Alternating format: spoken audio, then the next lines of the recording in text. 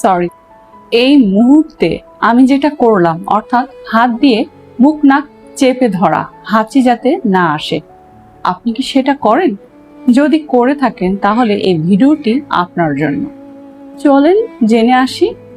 হাঁচি হলো প্রাকৃতিক প্রতিরক্ষা ব্যবস্থা, যা নাকের ভেতর ধুলো, বালি, জীবাণু বা এমন কোনো উত্তেজক পদার্থ ঢুকলে শরীরকে আগে থেকে সাবধান করে, শরীর থেকে সেসব পদার্থকে দ্রুত বের করার চেষ্টা করে।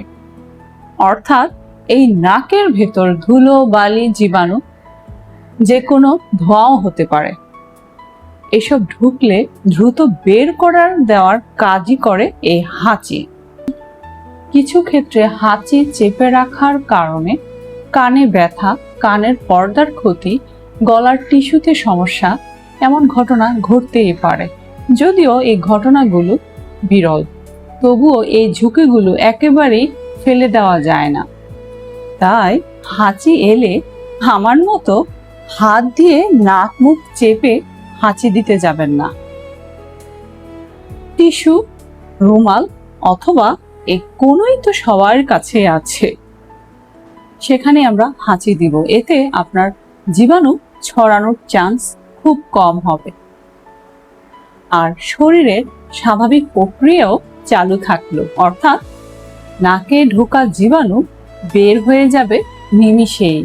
একটি মজার বিষয় শেয়ার করি, সেটা হচ্ছে আমরা যখন হাঁচি দেই তখন 100 মাইলেরও বেশি গতিতে বাতাস বের করে।